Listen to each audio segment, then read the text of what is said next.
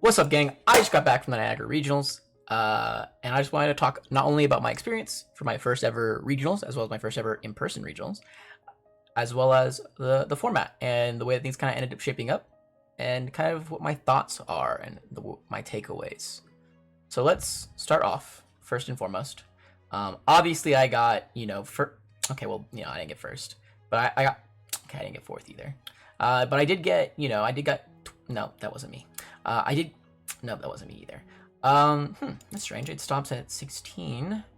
That's a bit weird. I got 19th. I got 19th place. I was 7-2. Unfortunately, I did bubble out of the top. Holy fuck! I could have gotten fucking top 8. Jesus. Hypothetically, I did get 19th. Both the people that I lost to were placed lower than me.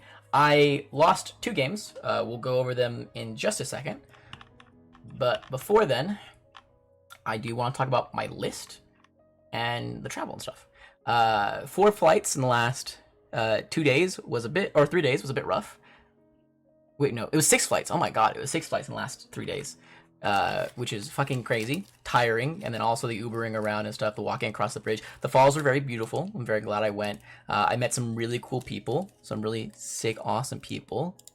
Give me a second to open up the Discord real quick. They gave themselves a name. Hold on. It was Aiden and them call themselves the GTA Boys, which is really nice. They were viewers of mine. I honestly didn't expect anyone besides Aiden to know me at all. But it was really nice meeting people that not only have seen my videos, but knew who I was. And they were really nice, and they invited me out to like go eat with them and like just hang out with them, which is really fun. I was kind of like just meandering by myself, especially after the immediate round 1 loss, which we'll get to in a second. So having them around really bumped up my spirits and made me feel like, okay, no matter where I place, I think this was a good experience nonetheless. And I was able to kind of lock in for a majority of the rest of the day and win every round except for 1 more, and then get top 19. Which I think is pretty decent for my first regional. I'm still praying and hoping that maybe I get a bubble down Nats invite, but if I don't, that's okay. I'm pretty confident that the only reason I didn't place higher is because of my plays and not because of like unluckiness or like the deck was wrong, etc., etc. I ended up taking Sakuya. This is the list I ended up taking. I can do a whole like deck profile over it at some point and the reasoning behind certain ratios and stuff like that.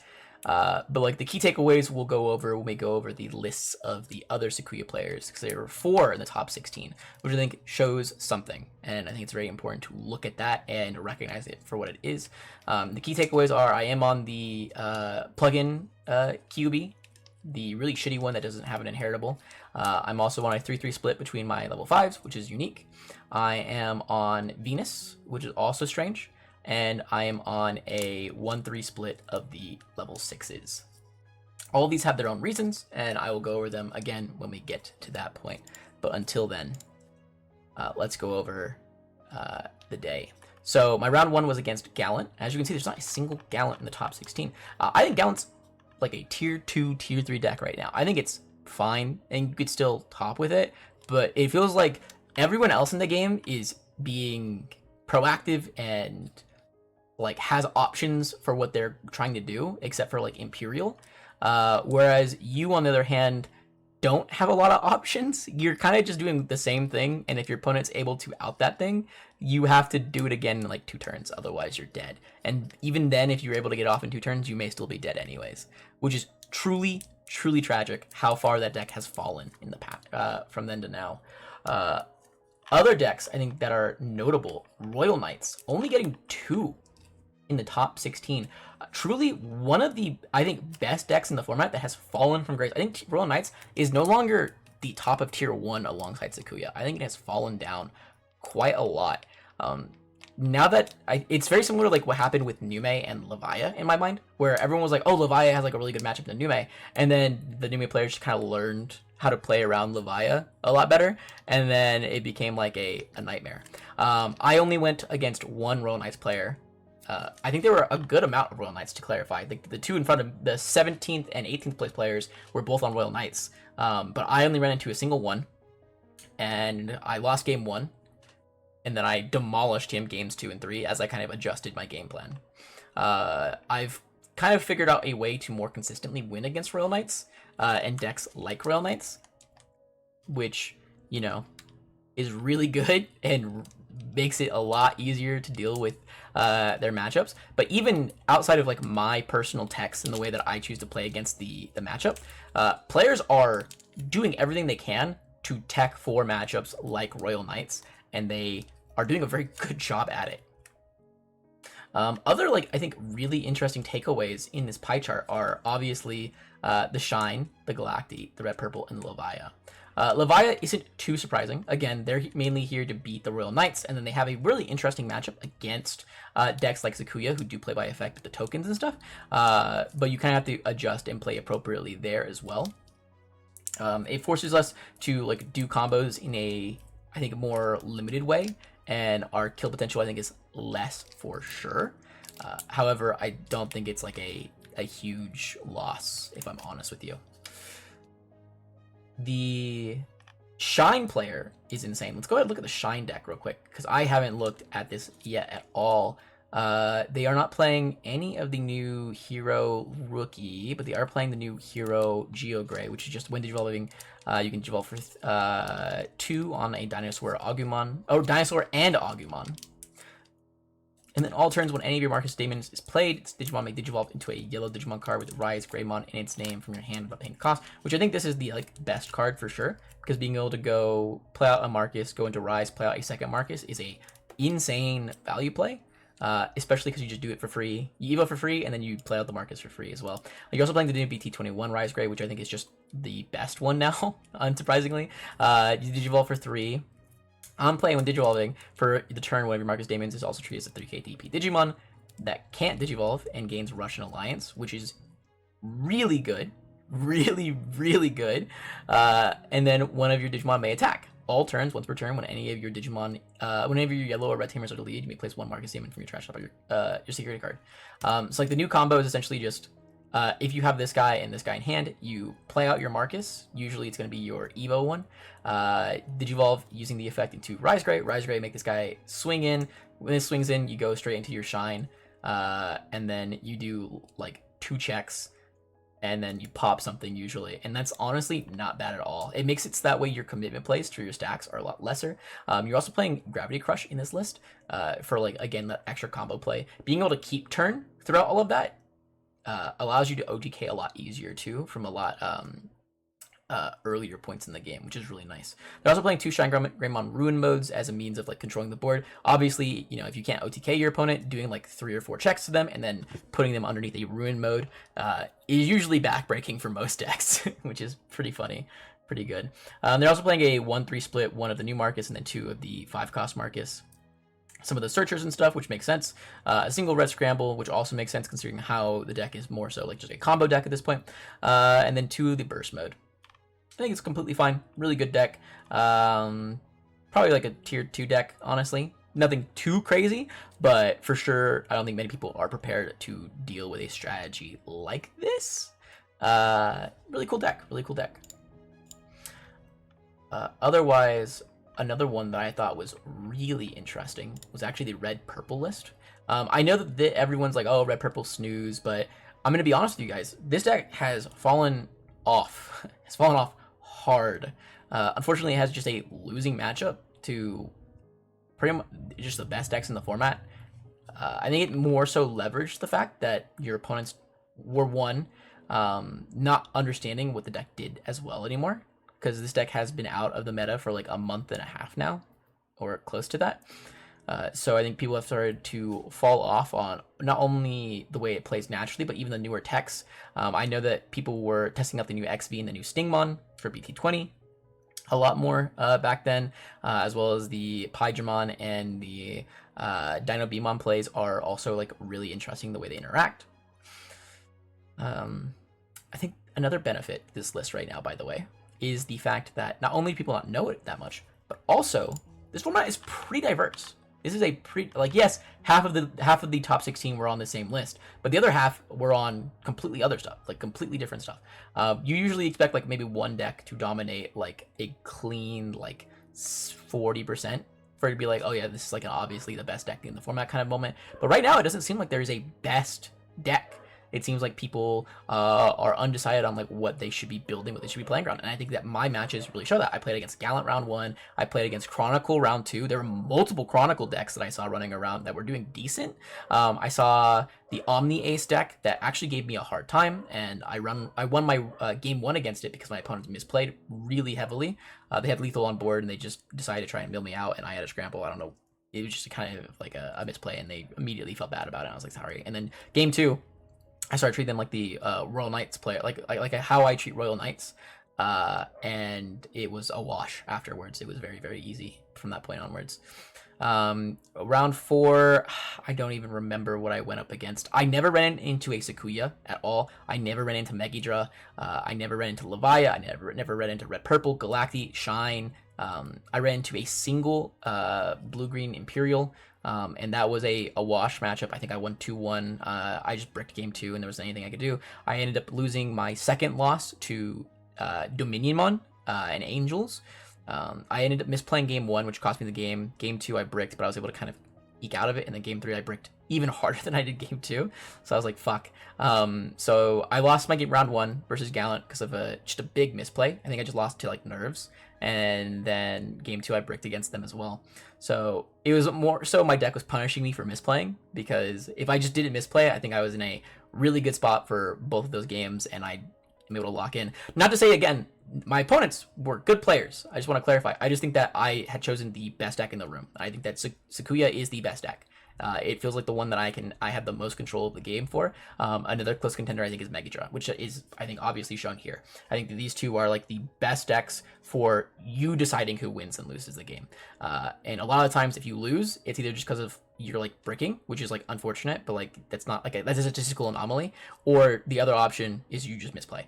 But if you play perfectly, I feel like you will be able to win most matchups every single time, which feels great. It feels fantastic. I love a deck like that.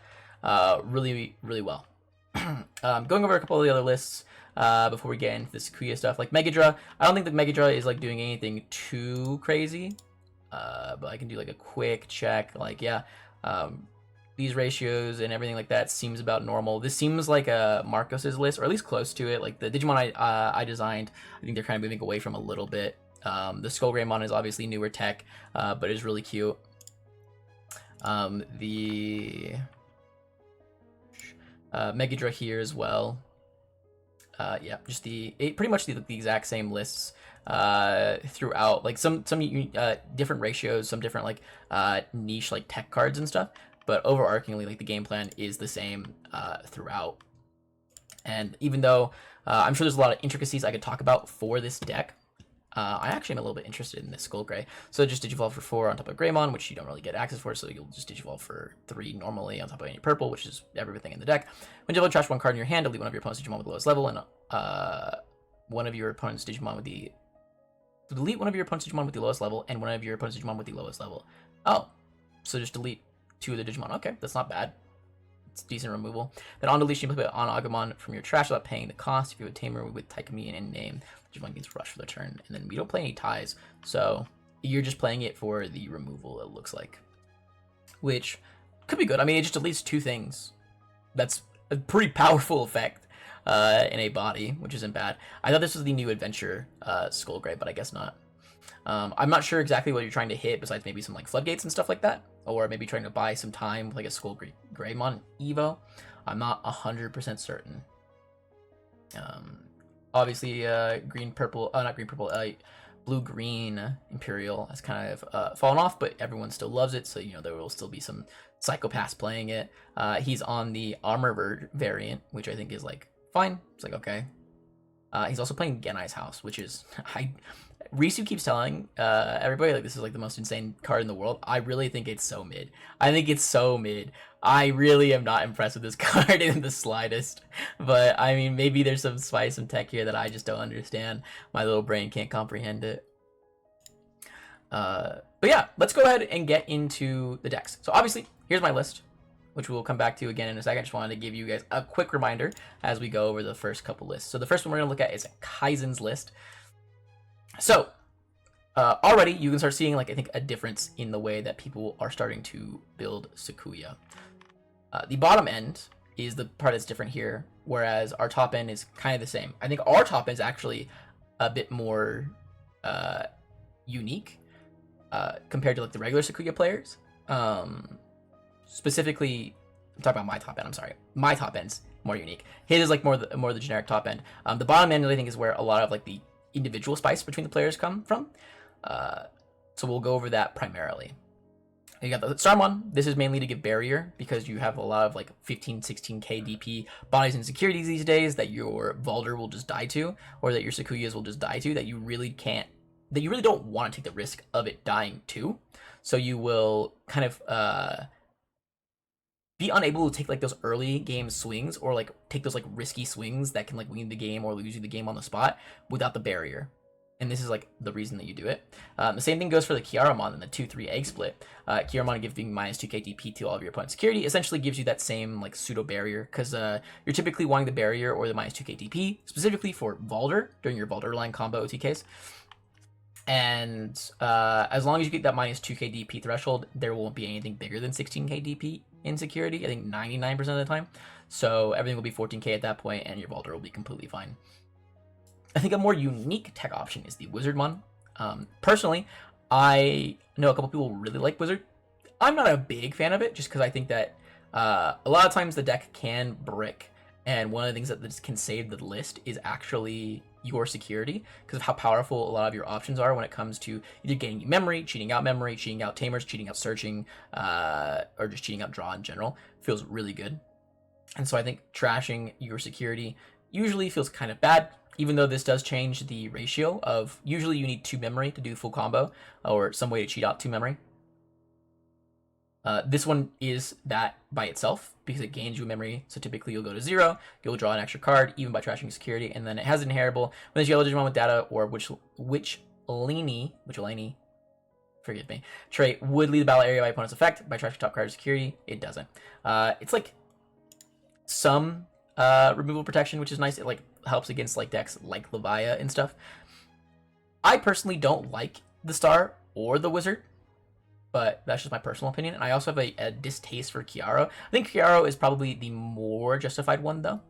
I still like Fora, Vixie, and that's it, just because I really value the draw. I think that once the deck finds its pieces, there isn't much that anyone can do to stop you from winning. I think that the Kiaros have some justification of just like, well, there are certain like scenarios where you are forced to swing into security and attempt to kill your opponent because there's no setup that you can do to stop them from killing you on the crackback, and that's where the Kiaro really comes in. I hate Star and Wizard, and the reason I hate them is because they're not searchable in the list besides through your memory boosts or your trainings. I really despise them for that reason. Missing out on your 4s with your Renas or Rikas feels awful giga bad, and I think it makes it a lot more inconsistent. And then we've got the Taomon ratios, which is 4-1, only playing 5 level 5s. I think it's a little bit also in the same greedy park, though I only play 5 level 4s. The way that I counteract that measure is because I upped the Taomon Ace ratios, meaning that I can start playing with Taomon Ace similar to the way the Tau Loop used to play. Because I think that style of play is still viable, and in fact, not only viable, I think it's the optimal way to play in the mirror, which is one of the things that my deck is teched out to beat primarily. Because I think the way that I built my deck is, if I run into Sakuya, I want to be able to beat Sakuya more often than Sakuya beats me, and the way that I do that is by adjusting my ratios for the Tau Aces. Because I think Tau Aces is one of the most impactful thing in the mirror match by a large amount. And obviously I'm playing other cards for that same reason, but we'll get to that again in a little bit. Other than that, this is a pretty bog standard list. The 2-2 split that I despise, but we'll continue on there. We'll move on to the next list right now. All right, the next list is Cash Cat. I believe it's Cash Cat. Oh no, this was Cash Cat's list. Oh my god, I'm so sorry. This is Kaizen's list. This is Kaizen's list. This is Cash Cat. Let me double check actually. Kaizen, hold on. Kaizen's list? Okay, yeah, this is Kaizen's list. I'm so sorry, guys. I'm fucking trolling. This is Kaizen's list. This is Kaizen. So I was just talking about Cash's list. I'm so sorry to both of you if you guys end up ever seeing this video. For Kaizen's list, 4, 3, 2. Actually, let's look at what are the rookie ratios. 4, 3, 2. Yeah, that's like I think the standard rookie ratio. I don't think there's anyone that's gonna call it crazy. Standard egg. Again, Starmon makes sense. 4, 1. That's fine. 2, 2. Again, that's like the standard ratios that people are playing right now. I disagree with them personally, but I understand. 2, 2, 2. Yep. 3 plugin for Evo. 4, 4, 2, 2, 4. Completely standard ratios there. And then the 1 high speed plugin D, which I believe they used in. Compared to Cash Cash's list, they played the extra Starmon here, or the extra Wizardmon here, whichever would you prefer, and they ended up opting for the high-speed plugin instead. Both of them do kind of the exact same thing. I do like the high-speed plugin, I think, slightly more, but I only say slightly, because I still think it's a mediocre card that does something the deck doesn't really need you to do.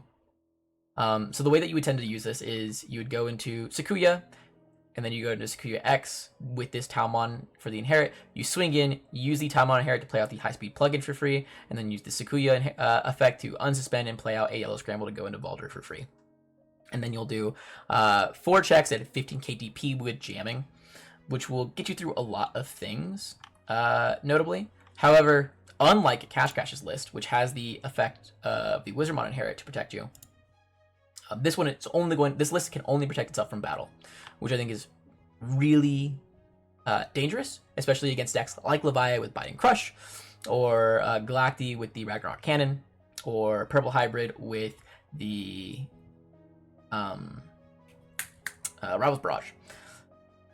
I still like it more than the Star and the Wizard because of the fact that it is searchable by both your good Renamon and from your Rika, which feels nice. A downside, though, of it is that it's no longer searchable by physical training, which makes it, in my opinion, still worse than just kind of playing around what you're given.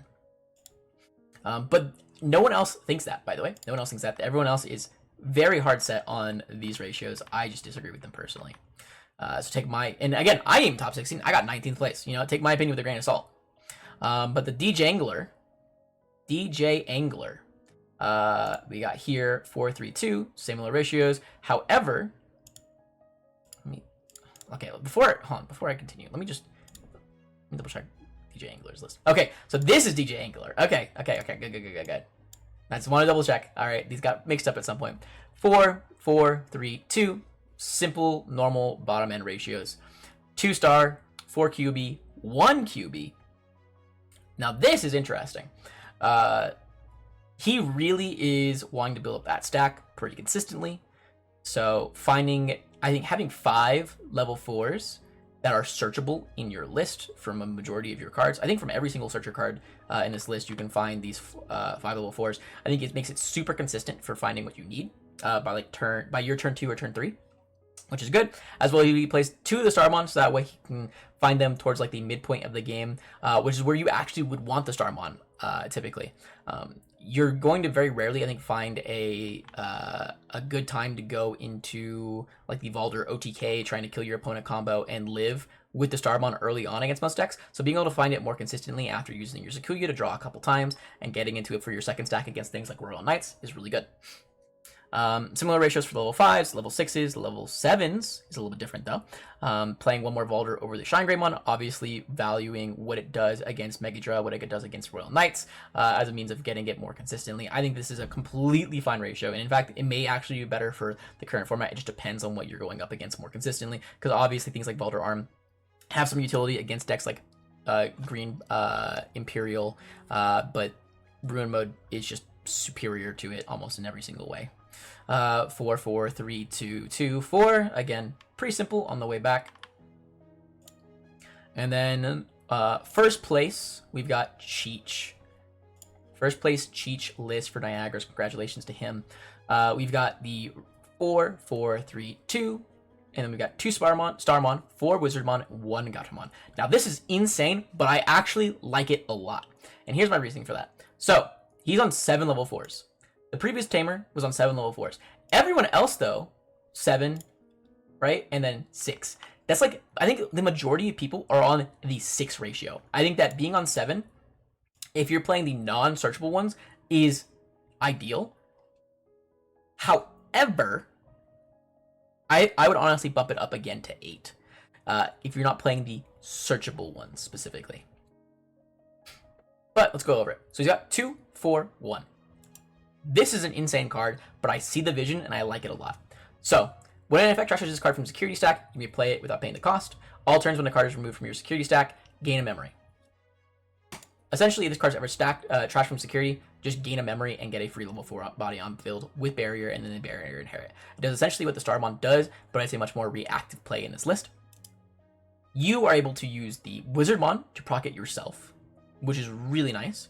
Being able to go Digivolve for 2, draw a card, trash top card. If you hit the Gatomon, now you have an extra body on field for pressure, for Tabmon plays, for being able to just like get the amount of times that you'll be able to chain a Wizardmon Evo for 0 into a Tau, into a Sakuya, into a level 7, and then do the exact same thing again on the second body that you got up from the Gato here, I think is insane.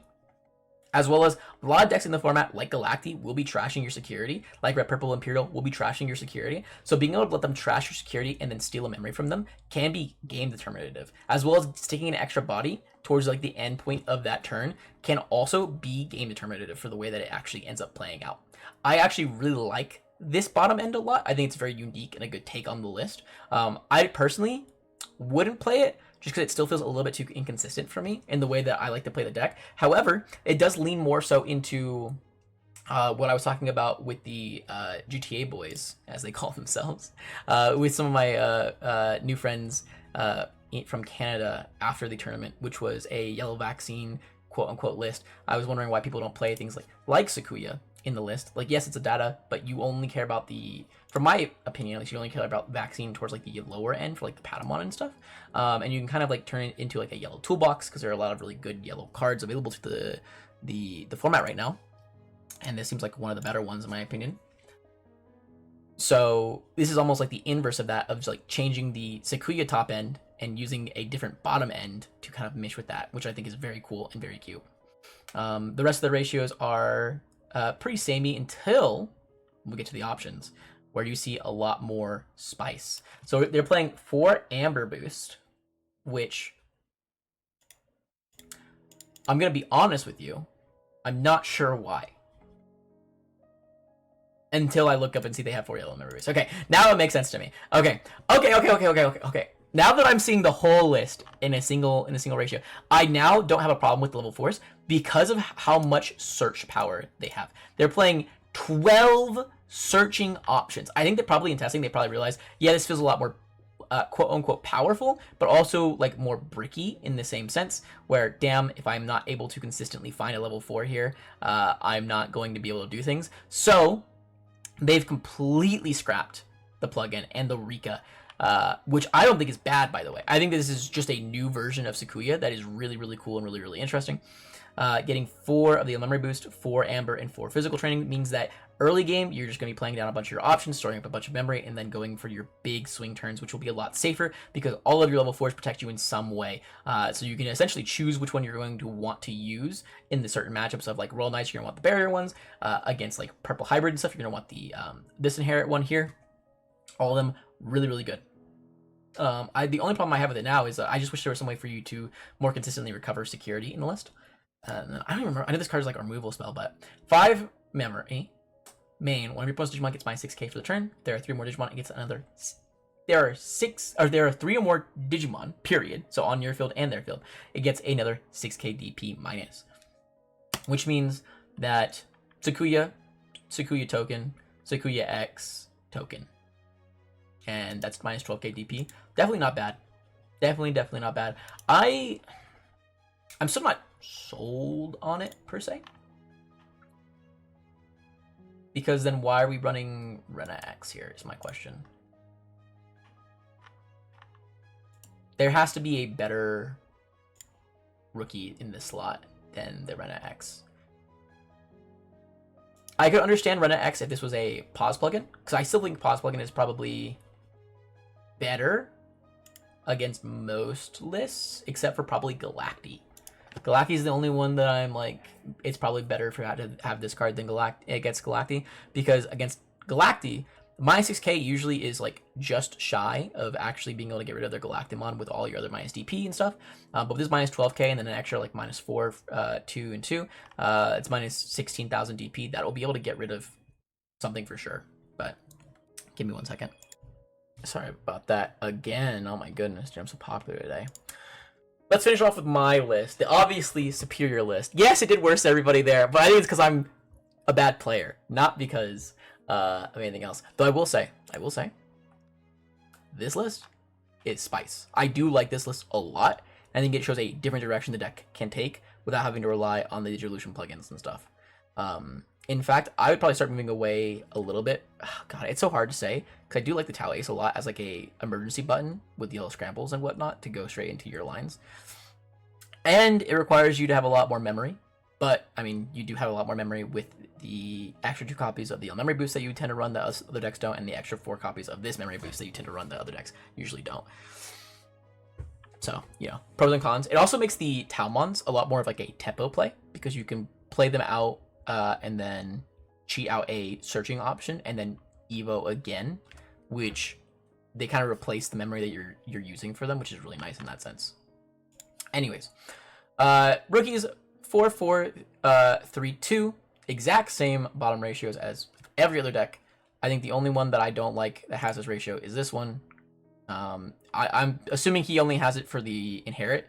The minus 2k inherit is really valuable into certain board states, but there has to be. I refuse to believe that there isn't a better level 3 to play here.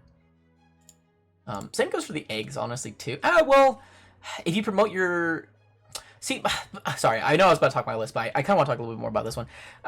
If you promote your Vixie, inherit, on top of your Rena, right, and then you play out an option, that Renamon is usually going to die in this meta. It'll probably die on the crackback in this meta, is my guess, at least, against most decks. And so, you're not really going up into your line and just getting the value off the Vixie consistently, in that sense, which makes you kind of want to run more Tau, but because you're not running the plugin S for Evos, it's like, you're not really getting much value out of the Tau Ace as like an emergency button. You're having to use scrambles, and you have a great way to get your scrambles back, because, you know, I don't think there is a way to like recycle your scramble option consistently. I'm not sure. I feel like this list is close to being something crazy, but I think it's lacking something. Honestly, I think the egg could come out and be switched. I don't think the draw every once in a while or draw on like the Renas are super impactful or needed. You could probably play something else here, and then probably adjusting these ratios. But we'll get into that right now. My level 4s. I'm playing 4 QB and 1 of the plugin QB. And the reason for that is because they're both searchable by name. I think that 4 QB isn't quite enough to consistently find a level 4 every game. However, we're playing 2 Memory Boost, 4 Rika, 4 Rena, 3 Rena. All of which search these 2 by name. Meaning that, say, by our turn 3, if we've gone training, memory boost, Rika, we have searched the top 11 cards of our deck to find a level 4. And purely by the law of statistics, we have a pretty high chance of finding 1 level 4 in that boundary, which is really nice and really good. Our ratio of level 5s is also different. We really value Taumon Ace. One of our hardest matchups is the mirror match. Taumon Ace is the best level 5 in the mirror match because on turn 2 or 1, being able to go Taumon Ace for 5, scramble, Sakuya, draw 2, Sakuya effect, training or memory boost or pause plugin, even if there's no target on field, getting out of 6k DP body, is an insanely strong play. Going second, going Tau into Sakuya into Ruin, essentially sets up, if you have a rookie in the back, a completely uncontested push on the crackback, as well as forces your opponent to Evo in the back twice, meaning that they are losing out on a lot of Evo effects. And if you're able to get, say, 3 memory on the crackback, you can go into Ruin again for a minus 10k DP minus to the board, which is really gross. And the other play that I really enjoy a lot is Talmon Ace, scramble into Venus. On an open board state, you know, you just like, your board just got outed, you hatch, you evolve into Rena. Doing that essentially insulates you from dying to most decks. I think a couple of the ones that can kill you are like Megudra can kill you through a Venus, but a majority of them can't, which I think is really, really good.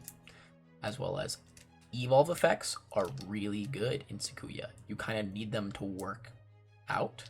So without them, you kind of lose the game.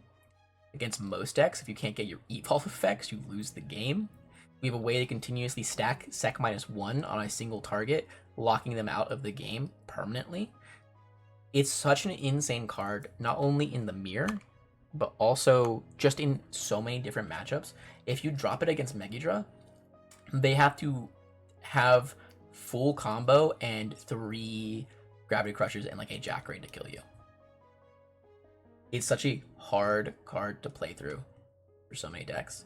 Sakuya, they have no way to do anything. None whatsoever. They can hard Evo into Tau, hard Evo into Sakuya, and then hard Evo into Ruin mode, and they have a 15k DP body on field. That's all it does.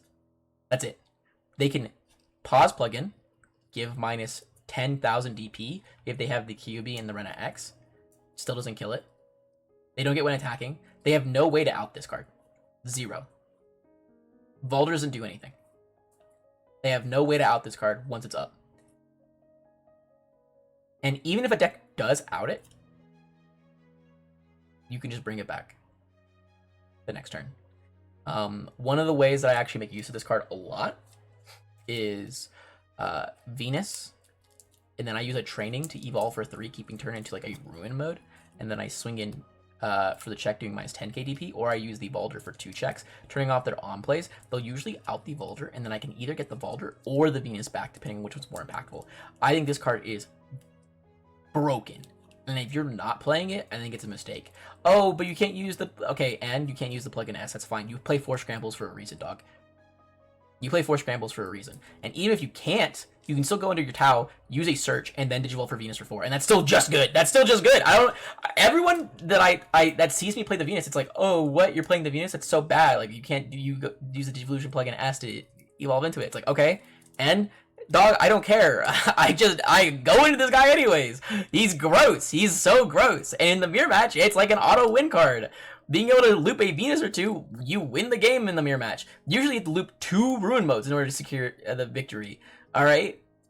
You need to do a double Ruin mode turn in order to secure the victory. You just need a Venus. That's it. Full stop. And there's nothing they can do. The only deck that we've looked at, by the way, of all of these decks so far, if a Venus is dropped against them, there's nothing any of these decks can do except for the first place persons, for Cheeches. The Noble Family Arts is an out to Venus. Noble Family Arts works as an out to Venus. But again, this is a unique take on the deck that you may not see. It could be the new hotness, because again, I like the searching. I think it plays very well with the idea that I have for my list, which is, oh, I don't play the stars and stuff because I want the search. I value the search. I value being able to hit all of my pieces consistently as much as possible, which is why I can run a little bit fewer here than most people in the level 4 slot, because all of mine are searchable. I don't play any stars or wizards. They're not searchable by my other pieces. I need them to be searchable, so that way I can play a little bit less, so that way I can play a little bit more here in the bottom end. And then finally, the last ratio change that I think is mandatory is the 1-3 Sakuya split. You have the 1 here, because this Sakuya is really good for removing a body. There are a lot of games where I need the Sakuya to win. However, a 2-2 split is bad. And my reasoning is that 99% of the time, you want to go into the draw Sakuya. The draw 2 Sakuya, get the extra blocker token, lets you do so much. The blocker token protects you from raid, letting your big bodies stay up a little bit longer. It protects you from having like a weird lethal line. It's like your only defensive card whatsoever. The draw 2 is so important. It's so important for fixing a hand. The amount of times I'll have a Tau Ace, Scramble, and Sakuya and nothing else in hand, and I'll go Tau Ace, Scramble into Sakuya, and then immediately draw 3 cards, 1 off the Evo, and then 2 off of the effect, just fixing my hand immediately for the next turn, as well as finding like a searching card to play out for free again, by the way. So far, 5 memory, and I've evolved for 3 for free, got out a Scramble for recursion, got out a token now, and a free searcher of a 2 cost or a 3 cost. My hand's now set up. I have memory for the next turn. I'm in a really good spot. And I also had the opportunity, if I had another yellow Scramble, to go into one of my powerful level 7s and affect the board state. I think that the Tau Aces are so important. I think the Venus is really good right now. And I think the Draw 2 Sakuya is the best thing in the world for pressure, for defensive utility. It's just insane. And I think that my list is better than everybody's, except for maybe Cheech's. But that's just because I haven't tested against Cheech's. I haven't tested Cheech's. This is something that I thought of very, very recently, and haven't been able to look at. And the rest of them are, I think, pretty bog standard, and that's okay. I'm not flaming them. I'm not saying they're worse players than me. I got 19th place. I'm basically garbage. Look at me. Do you see me on this fucking list? You don't. Ending off this little segment, I wanted to say it was 333 players. Thank you all so much for watching this video and for watching all of my videos prior to this. It was so much fun going to Niagara, meeting people who have watched my videos before, knew me to some extent, meeting people who I've talked to online for the first time in person. It was a genuine blast, and I'm excited for my next regionals. Thank you guys so much for watching, and I hope you guys have a wonderful rest of your day.